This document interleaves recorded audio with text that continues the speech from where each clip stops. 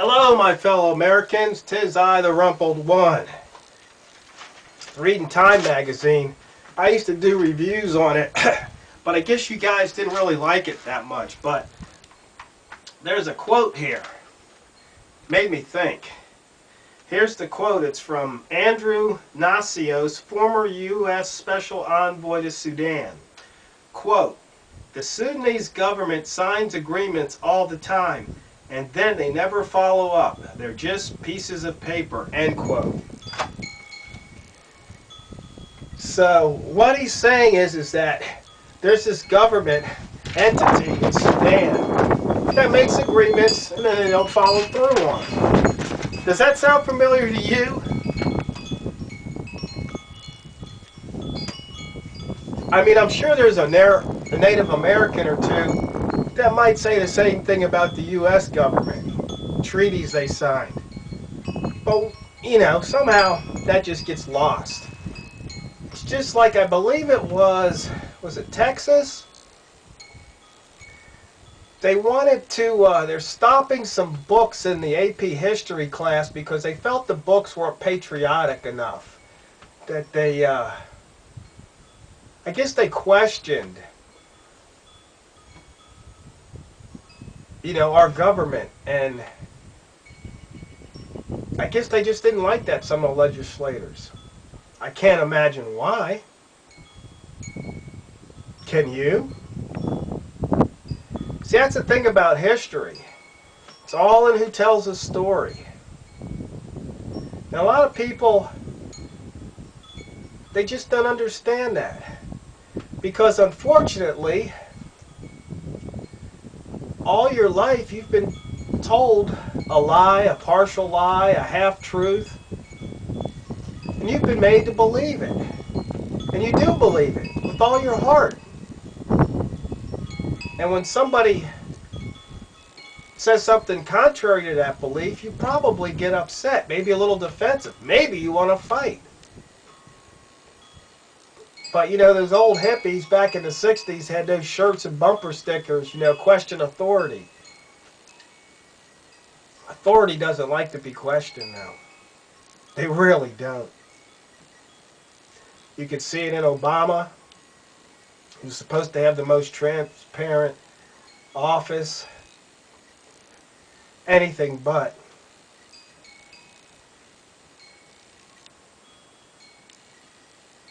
It just gets harder and harder to read this stuff and not want to throw up. Because,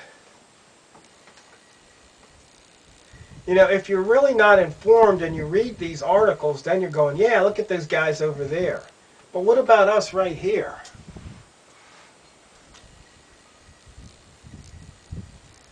I mean, Benghazi, Fast and Furious with the drug cartels in Mexico.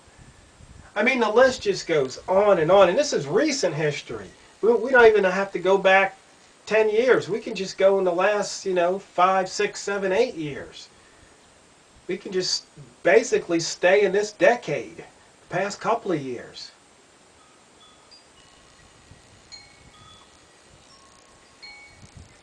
I mean, the answer?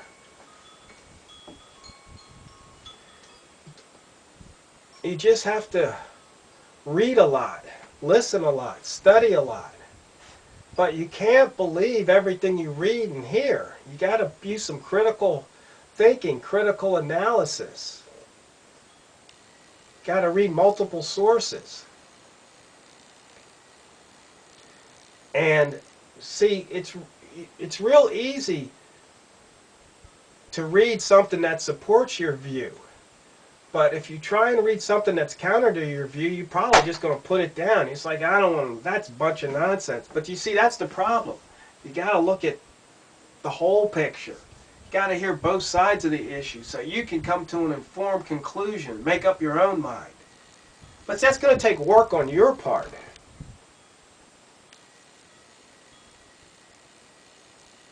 Now, I've been thinking, you know, with the internet, there's just so much information out there. It's really hard to know what to pay attention to. what you really need to know. But I guess that's up to the individuals. You could just go searching. But I mean, I know most of you, I'm preaching to the choir, but there's just so many people are just so fed up with politics, they don't want to have anything to do with it. Even though politics affects every aspect of their lives.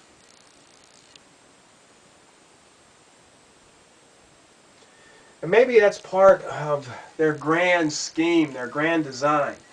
Make it so you're so sick of it that you'll turn your back and then they can do what they want to do.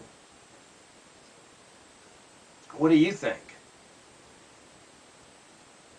I mean, because if it was fun and pleasant and easy, well, then more people would want to participate, and that's probably not what they want to have happen. You know, you can see it from the feds to the state level. I mean, here in Oregon, our governor resigned. You know, scandal, hand in the cookie jar. How many times did we put him in office?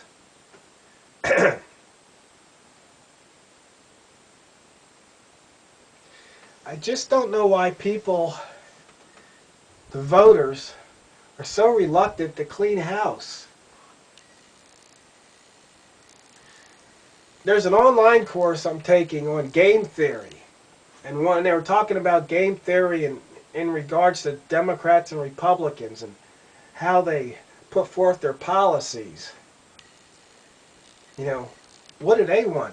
They just want to get you to vote for them. That's all they care about. They will say and do anything to get your vote. And they try and say the things that'll get enough people to vote them to get them elected. But once elected, then they're going to do what they want to do in the first place anyway. And they know they've used science, social science, behavioral science, psychology. They know how to push your buttons to get you to pull that lever or check that box that will put their candidate in office. Because most people, you know, they don't want to be bothered. They're not going to read those voter information pamphlets. You know, they might hear a couple of political ads on the TV or radio. They might see a sign or two when they drive by. It's just all name recognition. And you know, all these campaign managers doing all their focus groups, research groups, focus studies, finding out what words to use, what words not to use.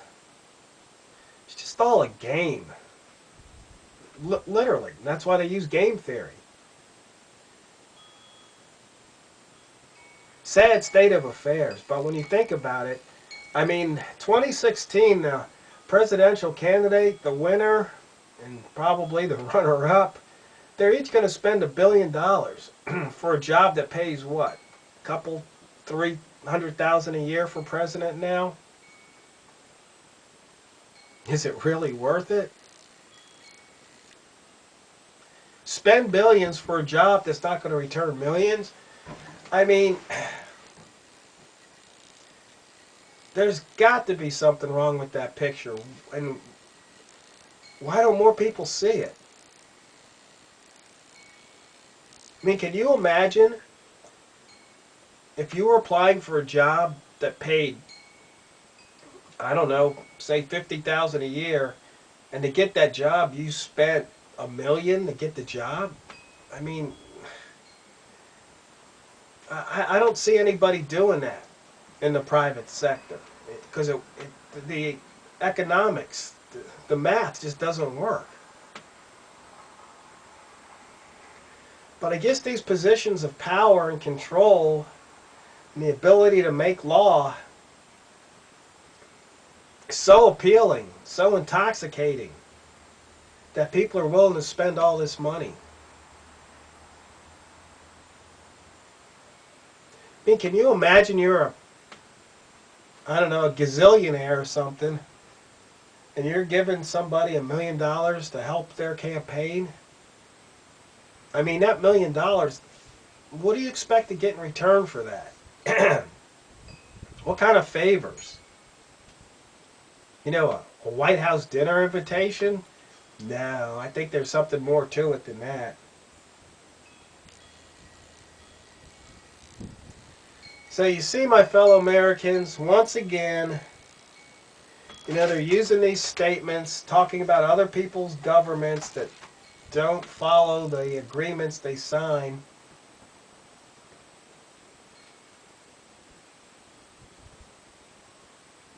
Getting you to believe that the bad guys are out there. They want you to look outside rather than looking at them. Don't fall for it, my fellow Americans. You know, wake up. Smell the tyranny.